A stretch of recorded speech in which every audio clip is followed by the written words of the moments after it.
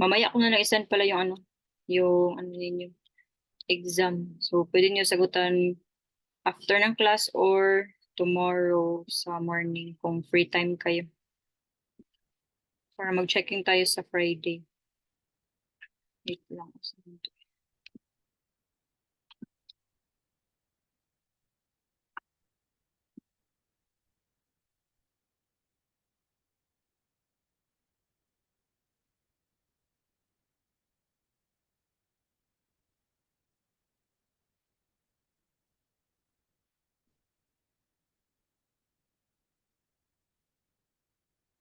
Right. Ayun na ba? Tapos na tayo sa diaper. Dito na tayo sa nursing care related to grooming. Wala na kayong question about sa diaper, diaper changing, or sa Nihongo is Omotsu Kokan, yung Nihongo ng diaper change. So, dito na tayo sa nursing care related to grooming. Jeremy, yun dito sa Wait lang siya. Significance of grooming. Grooming refers to the activities we perform to make ourselves neat and clean, such as washing our face, brushing our hair, and changing clothes. Grooming is not just to be physically clean. It involves expressing our individuality and is connected to psychological independence. Grooming is important for the maintenance of relationship with others in the society. Sige, continue na lang here. Mechanism of mind and body related to grooming. Grooming is a method of expressing your individuality. It is important to provide nursing care, respect the lifestyle and values of the user. Assisting the user in her grooming activities will improve the user's will to live. Positive effects of grooming. Helps adjust body temperature and protects the skin. Helps maintain and improve mind and body functions. Promotes a safety and comfortable life. Helps bring variations in daily life. Helps express your individuality. Points to remember regarding nursing care related to grooming. Respect the user's individuality such as lifestyle and preference. Provide supports suitable for the season, the activity of the day, etc. Provide support suitable for the state of mind and body of the user. Ay, baliktad din. So, significance of grooming. So, importante talaga na i-groom natin or marunong tayong mag-grooming or take care natin yung mga patient natin. So, maalagaan natin yung sarili nila. So, alam nila paano maghugas ng face nila, mag-brush ng hair, or mag-change ng damit.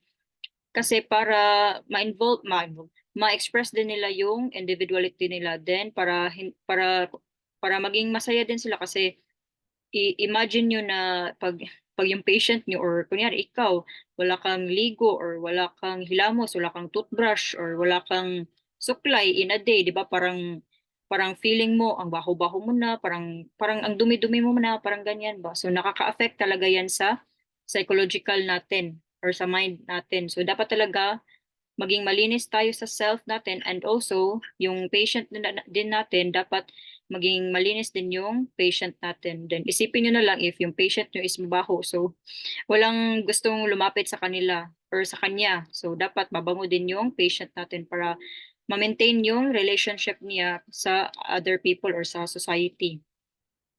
The next, so ito yung mga examples ng grooming. So yun, mag-face wash, hair brushing, then sumikiri or nail cutting, then change clothes, then toothbrushing. Then yung iba din, meron din tayo ibang patient na na sanay na sila mag-makeup. So yun, kahit na matanda na sila, nag-makeup pa rin. Then may nag-shave yung mga lalaki. So dito sa mechanism of mind and body, so ito yung mga positive effects of grooming. So yun, yung body temperature nila nakakatulong para mag-adjust. Then, protects the skin. So, nakaka-help din na maano yung skin nila, na protektahan. Then, ma-maintain and improve mind and body functions. Yun, sinabi ko kanina. Then, promotes a safe and comfortable life. Helps bring variations in daily life. Help express your individuality. So, points to remember regarding nursing care related to grooming. So, yun. I-respect lang natin kung anong gusto ng patient. Like, for example, sa lifestyle niya, kung anong preference ng patient. Then, provide support suitable for the season. So, for example, yung sa pananamit nila, dapat suitable sa season ngayon. Kunyari, natsu or summer ngayon. So, dapat yung suot nila is kagaya nito, hansode. Hansode or half sleeve. Then, nagasode naman or long sleeve. So, nagasode, long sleeve, yun yung ginagamit kapag winter or autumn. Then, dito tayo sa actuality of nursing care related to changing clothes. Sige, Ma'am Kathy, hindi ko decide. Actuality of saan pababa po? Ay, Sana. Ito? Actuality of nursing care related to changing clothes. Points to remember regarding nursing care related to changing clothes. Avoid exposing the skin and be considerate of the embarrassment the user feels. If the user has paralysis, undress her from the unaffected side and dress her from the affected side. Nursing care related to putting on or taking off the outerwear for the user, assuming a sitting position. The explanation here uses a user with paralysis as an example. Number 1, confirm the physical condition of the user. Number 2, explain to the user the purpose and contents of your actions and obtain consent from her. Number 3, set the surrounding environment. Adjust the room temperature. Number 4, keep ready the clothes to wear after the change of clothes. Have the user choose the clothes that suit her preference. People have preferences about clothes. Clothes express the individuality of the wearer. For a user with a vision impairment, have her touch the material and explain the design. Ay.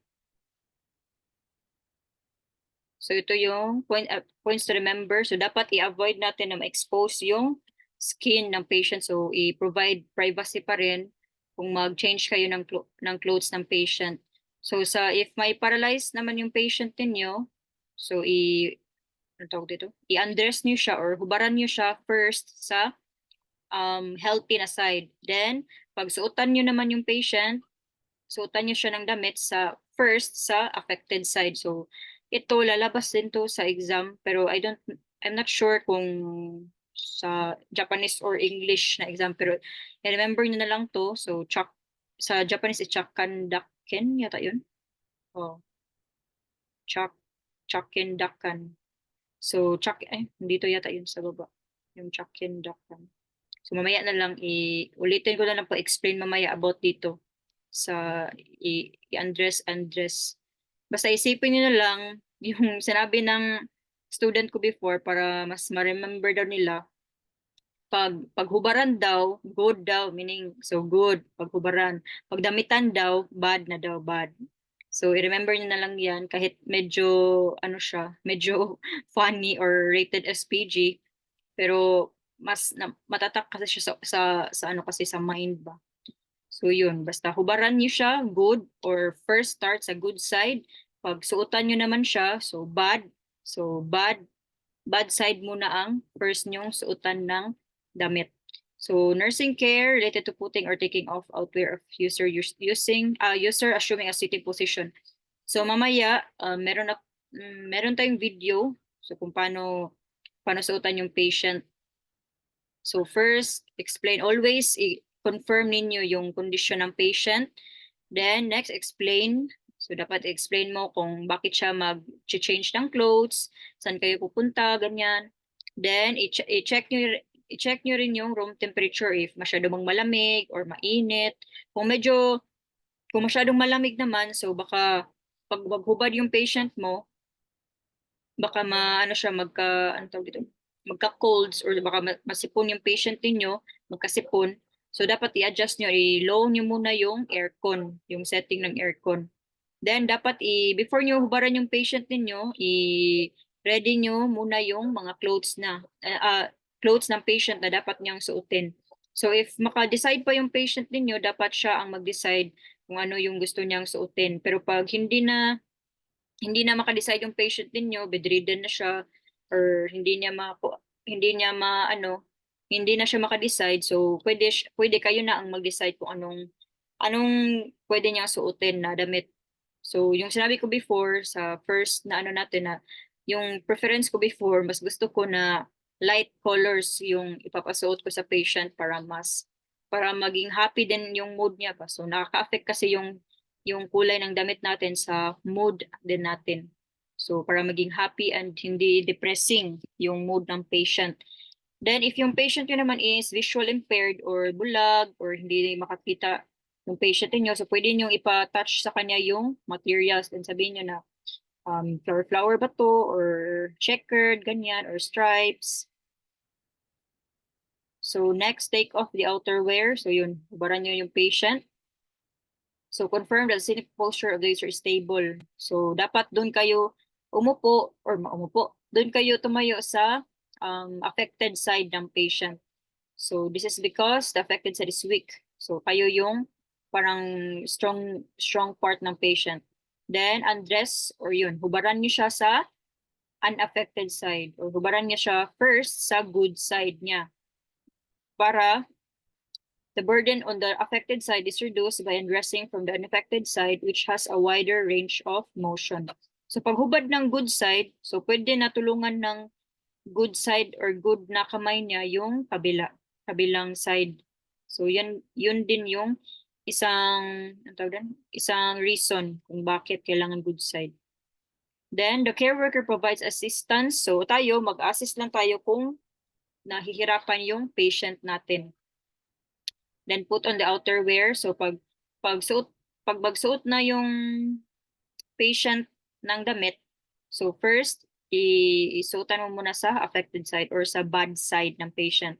Then if okay na, i-confirm mo if okay lang ba sa kanya, comfortable ba siya sa suot niya, ganyan. Then confirm that there are not many wrinkles. So dapat walang mga gusot-gusot. So wrinkles and sags will make clothes uncomfortable to wear. Confirm that there's no change in the user's physical condition. So always i-ask nyo, before and after, i-ask nyo yung condition ng patient kung okay lang ba sila. So next, ito na pala si Dakken Chakkan. So Dakken is where da is Datsui, yata yun. Yeah, Datsui. Then Ken is Kenko. So Datsui meaning remove. Then Ken is Kenko meaning healthy. So remove first from the healthy side. Yun yung da.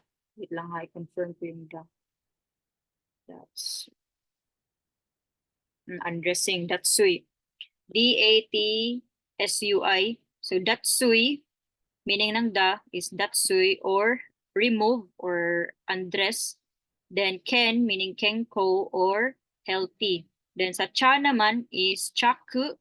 Chak para. Sa chak is chaku or wear, yung kimas ba, kimas. So chak is chaku or wear. Then kan is kansetsu or warui. Kansetsu or warui na side. So di ba yung isa is Ken, Kenko, healthy. Kansetsu, health, unhealthy. Wait, confirm ko yung nakalimutan ko.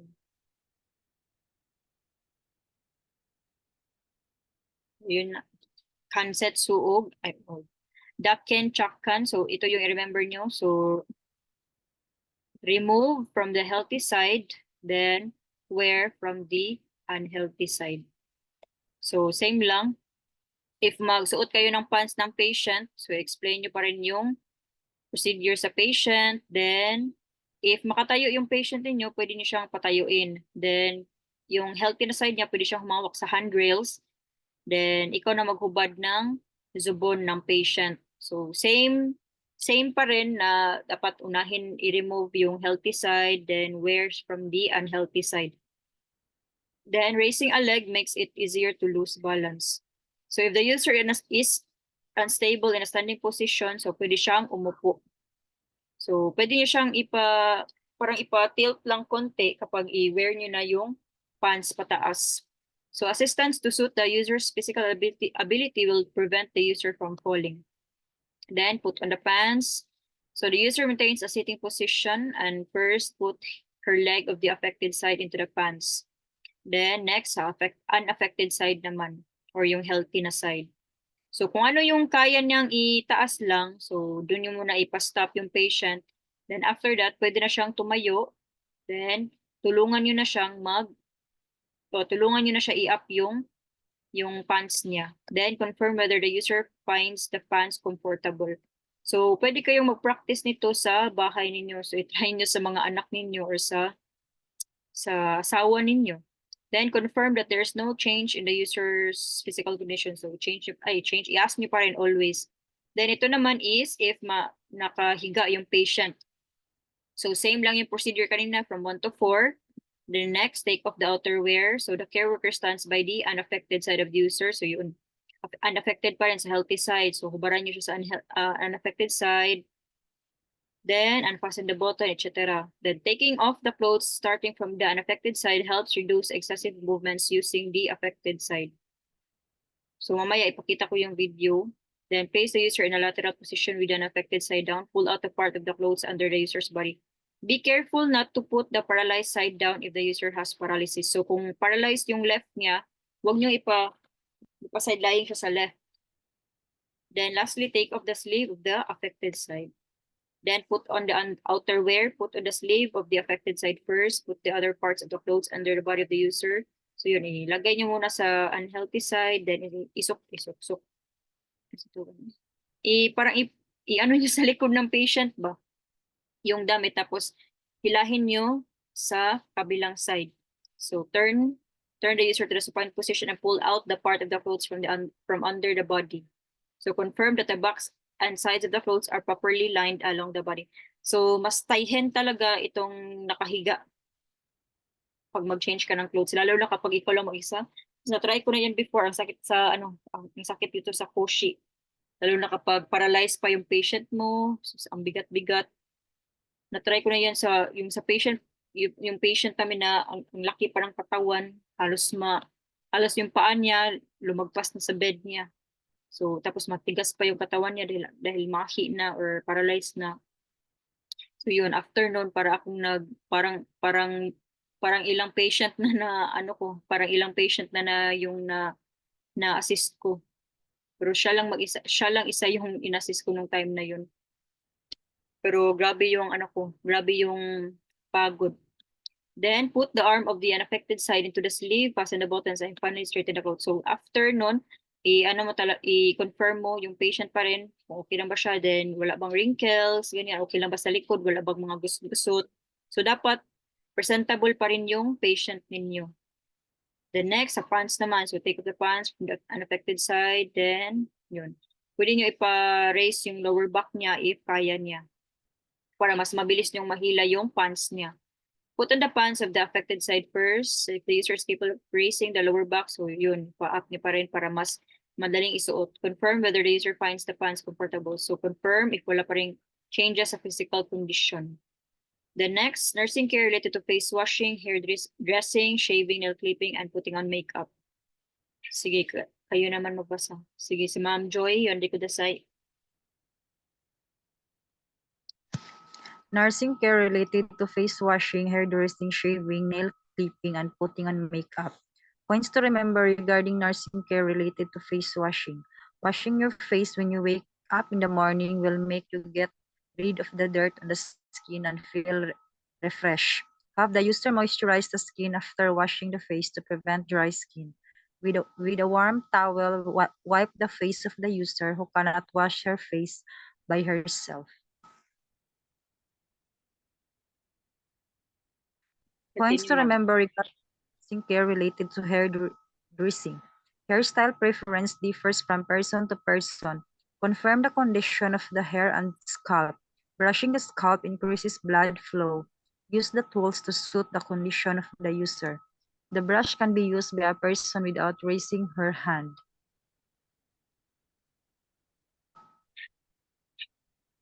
Okay, continue din.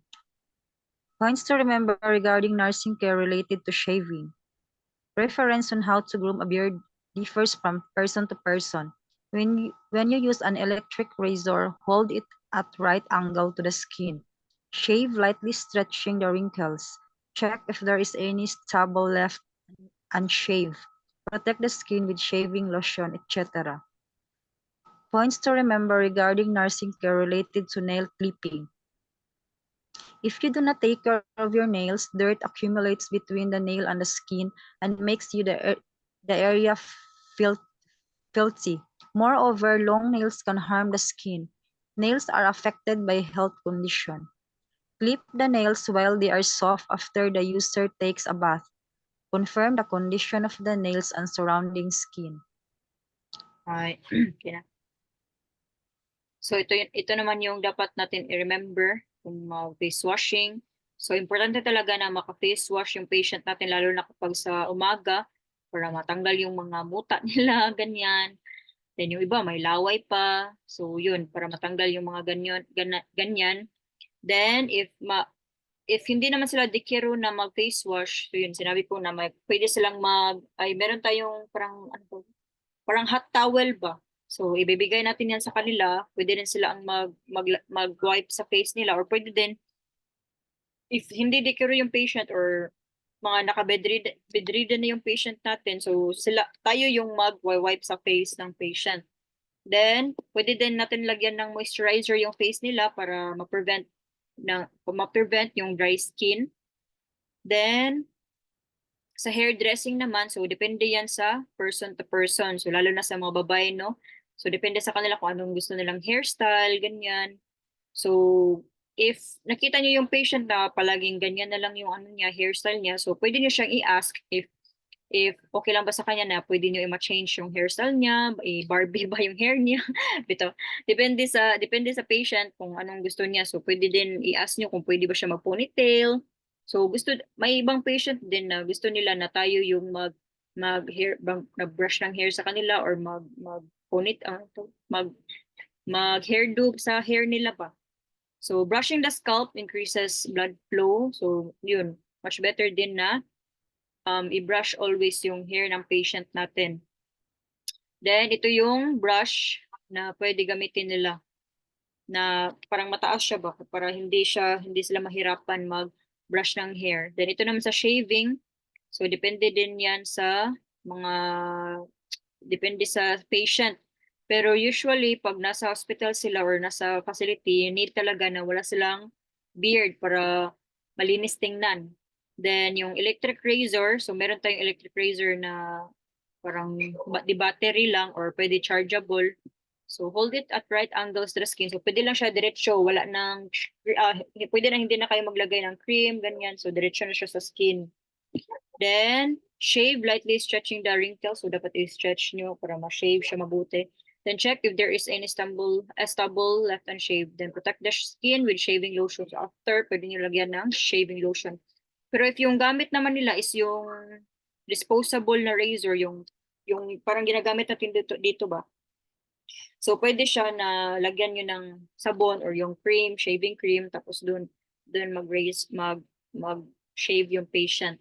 Pero sa electric razor, i-check nyo din if walang sira yung electric razor kasi na-try ko before yung sa patient namin, hindi ko na-check yung sa may blade banda, may na pala dun, may nasira na pala na something ba.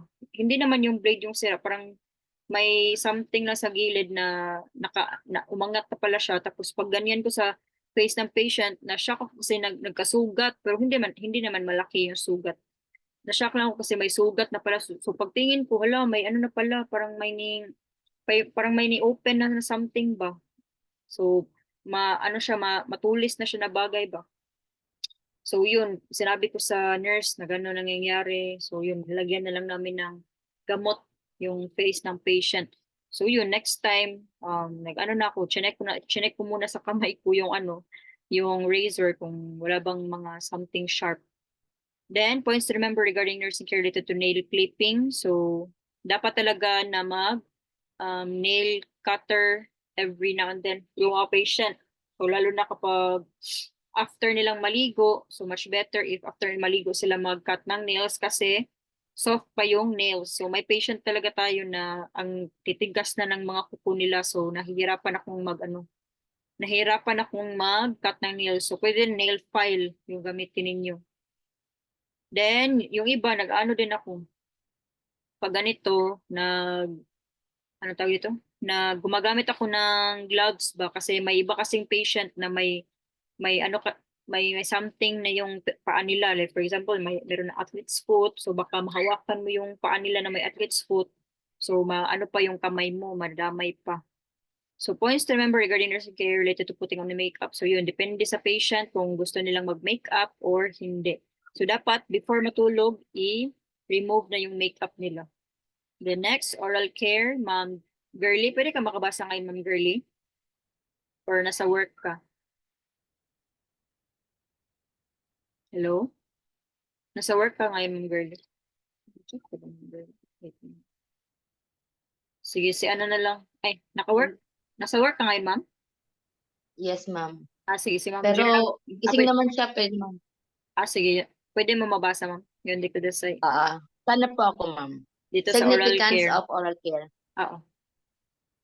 Helps keep the oral cavity clean and prevent decay teeth.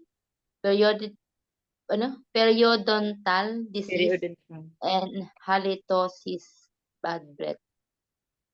Helps reduce the number of germs in the oral cavity and prevent aspirations, pneumonia.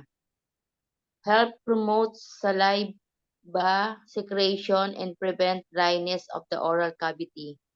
Helps maintain the sense of taste and increases appetite. Points to remember regarding nursing care related to brushing teeth. First, have the user gargle. Brush each tooth with a short quick motion, leaving no tooth unbrushed. Observe the state of the oral cavity. Pay attention to the oral cavity area of the affected side of the user with paralysis, as food pieces tend to be left on the side. If you find bleeding and or swollen gum, report it to the medical staff. Hi. Okay po? Continue. Nursing care related to brushing teeth from the front.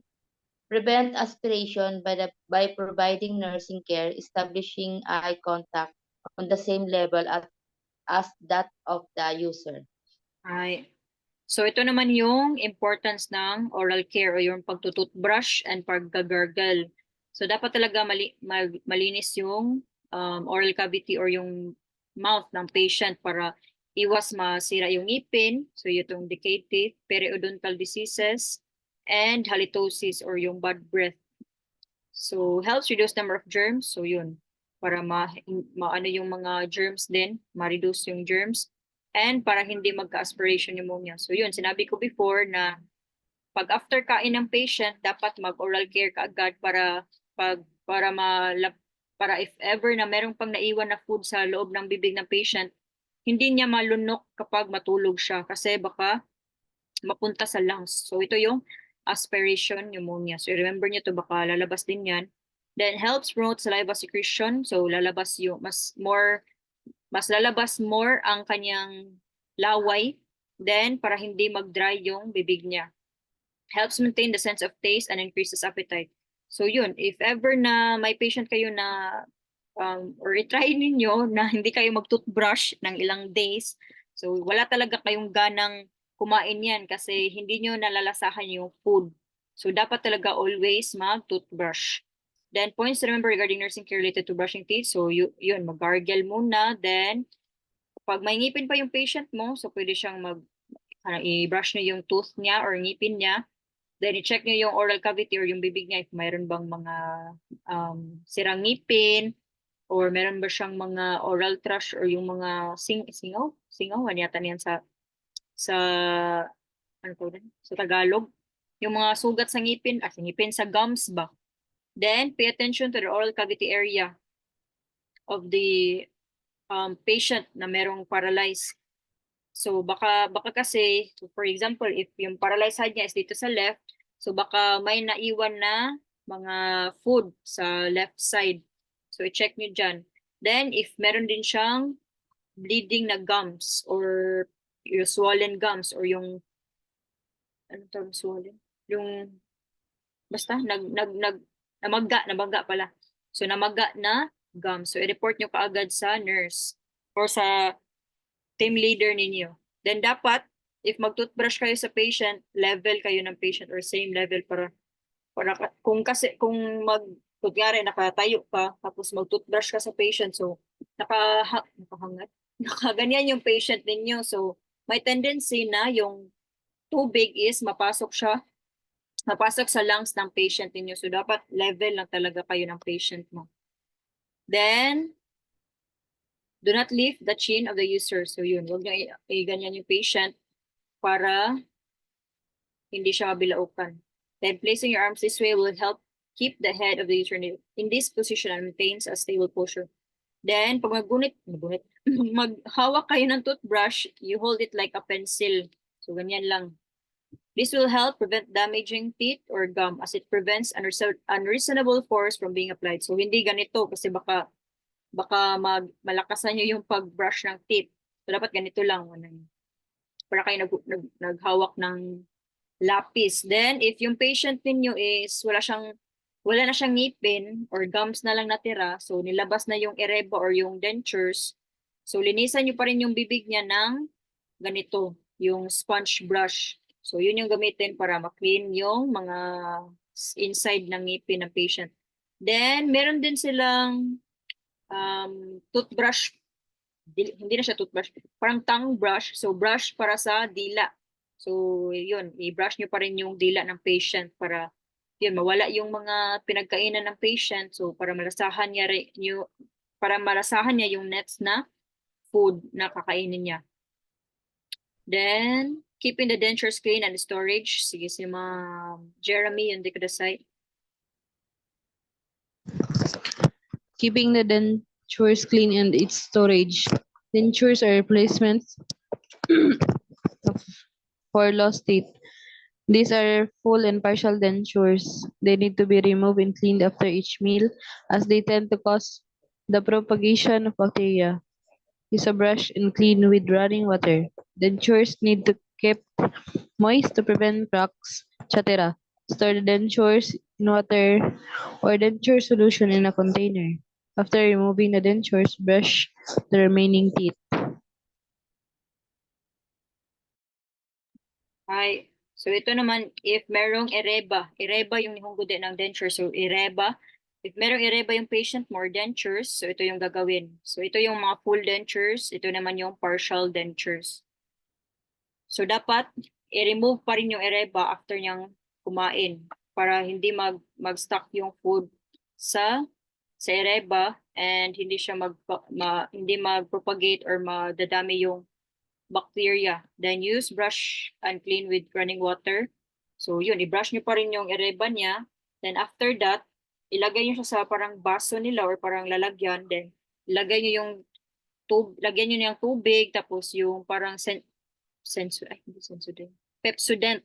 Yung parang tablet ba na bumubula pag ilagay sa tubig. So yun, ilagay mo siya doon, then after ilagay mo din yung dentures doon. So after ninyong mag-toothbrush, so pwede na lang ibalik yun kung daytime pa, pero pag gabi na, iiwan na nila yung dentures nila sa loob ng sa loob ng container. Kasi hindi nila susuotin yung dentures nila pag natutulog sila.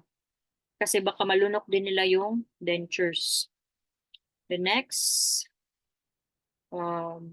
dito na tayo sa, i-continue na natin ito mamaya guys, baka maputol kasi. So mag-break muna tayo ng until 8:20,